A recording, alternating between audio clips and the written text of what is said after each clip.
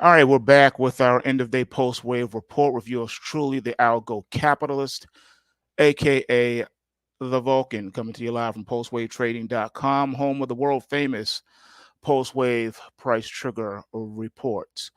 All right, so today was FOMC day, and it looks like I was proven right. That's right. The Fed decided a 75 basis point rate cut was in order, and guess what? We sold off into the close just like I predicted before the report came out. I, it's, I was just going by what the market was giving us. It was showing us that that was a very strong possibility, and I was proven right. Look at the sell-off here in the Russell, giving us a crash alert for tonight into tomorrow's trading. Looks like the market does want to pull back. The selling has come in. This is the area where it's a high probability that the sellers will come back and sell the rally and put an end to the bear market rally. Remember, you're still in a bear market, so you're always at risk at any moment during a bear market rally for the bears to come in and sell the market back down again. And that's what's happening here in the Russell, which triggered selling today. If you also take a look at oil, this is ticker OIH, you'll notice that we had this red bar yesterday that we talked about, a sell signal for today. And sure enough, you got downside production, and now we have a crash alert for tonight into tomorrow's trading now in oil. Regardless of what they're saying about production, the market does what it wants to do. Here's the NASDAQ 100. Now, you can see how this one sold off too, but there's a difference with the NASDAQ here, and that is the bulls still have the advantage. There was no price destruction on the chart. We're still in a bear market, and it's still in bear market rally mode, regardless of today's sell-off. Now, I'm sure that if the market continues to decline tonight into tomorrow, then we probably will get out. We'll probably switch from a bullish environment back to a bearish one. But as of right now, you're still stuck in this sideways channel for the most part. So no real heavy duty selling, believe it or not, in the NASDAQ, even though it looks like it because of the breadth of the trading range. But the bears really haven't officially come back here in the NASDAQ just yet. I know the markets are not moving together as far as the stock indices should, like they normally do. Here's silver SLV, and yeah, sure enough, we talked about this yesterday. The market did come down and give us downside production in the silver. All right, selling the rally. A lot of selling of rallies going on today. Here's the S&P 500 by way of ticker SPY. And like the NASDAQ 100, we got no sell triggers, no changing of the dynamic. It's still in a rally mode. All right. Now, if this market continues to sell tonight into tomorrow, perhaps we may get a sell signal, but probably not. More than likely, that's when the bulls will come in and try to defend. So right now, the holdouts are the NASDAQ, which has always been the weakest in the last couple of months of the indices, and now the S&P is not moving with the Dow. So it's still in a bullish zone. Both the NASDAQ and the S&P 500 are in a bullish zone environment. Really weird here. Just crazy price action. Looking at bonds, here's ticker TLT today. 75 basis points, and this market doesn't even budge. Look at the consolidation up here. No will to do anything. There's no will for the bulls to come in and buy, and there's no will for the sellers to come in and sell. I think one of those reasons is because TLT is a non-shortable security, and it's been that way since 9/11 and reinstituted since 2008. It's just one of those things. It is what it is. So nothing's going on here. Next up, we have uranium, which is ticker UEC. And you can see this one did sell off today. You've been in a bearish environment. You had the crash alert here. You got the initial downside production, then it paused for a bit, and now today we got that really severe down leg. So it's setting itself up for more downside to come for tomorrow in UEC. Taking a look at nat gas, ticker UNG, and you'll see here we had this crash alert yesterday, and then we had this gap and run right here today.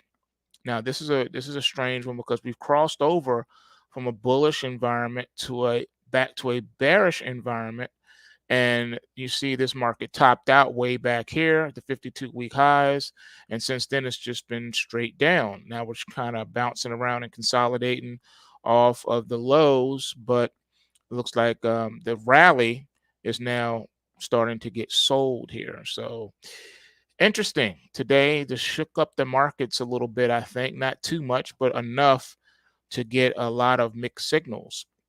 Here is your US dollar by way of ticker UUP. And you can see the downtrend channel is still intact even after today. You had a little bit of bullishness today in this market, but the bears still have it. And we did get a positive bot check yesterday in the US dollar. This is where the robots and the machines are getting turned on and getting ready to start selling the dollar. And you saw today you did get downside production before rallying to the close in the US dollar. So a lot of jockeying for position based on today's news. Next up, we have the Australian dollar. And as you can see here, this one sold off into the close today as well. All right, it's still in a bullish environment, meaning that we're expecting bulls to come in and support the market, but you're in an overall bear market. So at any moment, I'm waiting for the bears to come in and say, okay, that's enough. We're going to put the market down. But right now, you're still with a bias to the long side in this market. I know weird things are happening, man. Weird things are happening. Here's the Canadian dollar. And you can see here, it's still in a bearish environment. And the bears are very much in control, even though you rallied into the close today. And the Canadian dollar still doesn't matter. The bears are still keeping the market in a corrective status. And that has not changed. Rallies are being sold in the Canadian dollar. Next up is the euro. If you take a look here at the euro, you would have expected if the dollar's going to sell off that the euro would at least rally, but no, the euro is stuck in a sideways consolidation channel where it's not going anywhere. It's just playing around inside a very thin Kumo cloud, and it's in a neutral position. The euro is literally neutralized and not doing anything. Look how long the market has been moving sideways like this. It's been a very long time. All right. It's been weeks where the market's just moving sideways after hitting those fresh 52-week lows. You just had this sideways consolidation. No, this is not really a bear market rally off the lows. This is a consolidation near the lows because you're not far away from those lows, from the 52-week lows. So very hard to rally off of fresh 52-week lows in most of these markets. Now here is the euro yen, which is our S&P 500 proxy. This is our proxy for the U.S. stock market. And as you can see here, the bearish environment is very much intact. Okay, very much intact. It's moving sideways, but it's starting to give some downside production. So I'm expecting more downside production tonight into tomorrow for the euro yen. And this could spell a disastrous signal for the U.S. indices. We shall see. Looking at the pound sterling, you'll notice that today, this market also is still consolidating. You got a little bit of down drift, but for the most part, you are consolidated up here. All right, so you had this technical bounce, this bull market run off of the bear market 52-week lows. You had a nice little pop-up rally here, and then the market's just moving sideways. You've been very much consolidated since the week of October the 4th. That's right. Going on almost a month now. Today's price is the same price it was about a month ago. So you've gone nowhere literally in a month in the pound sterling.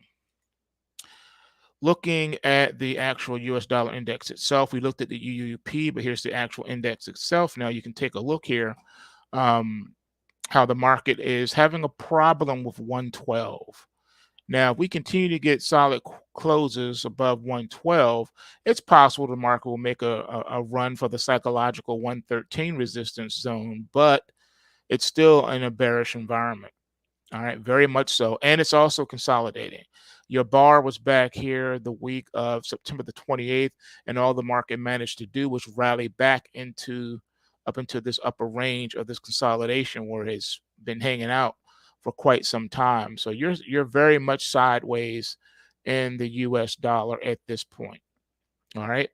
It is not relocked in on the upside. Can it? Of course it can, but it just has not done that. Looking at the Dow by way of ticker DIA, you see we had the crash alert a few days ago. Then we got that initial downside production. Then today we got a lot of downside production, and the market is set to fall lower tonight into tomorrow's trading. Top of the Kumo cloud is the initial target. That could put the market around the 315 level. All right. So the next target after that will be the bottom of the Kumo cloud, around $305 a share on the diamond. So right now, the selling of the rally has started officially now. We've got confirmation that has happened. Here's where the rally officially started, here and here. And now here's where it's ended. So the bull market rally has topped out for now, and now the market is looking to re-lock in on the downside. All right, looks like we may be testing the 52-week lows soon here. And last but not least, we talked about everything else, but now here's gold by way of ticker GLD. You can see how it sold off today. And now, believe it or not, see, this is a good chart for the case study example I was mentioning when we were looking at the stock indices charts. Remember, I said the environment, you're in a bullish bias environment where you're expecting any sell-offs to be protected by the bulls. Well, that's what you see here. We're getting that official sign here in the GLD with gold. So it's looking like we have a rally alert for tonight into tomorrow's trading. We had bots yesterday that came in here and started building some long positions, trying to buy the dip, buy the pullback, defend the support zone. And I expect this market to try to rally once more tomorrow. So I think gold has a good probability of rallying tomorrow.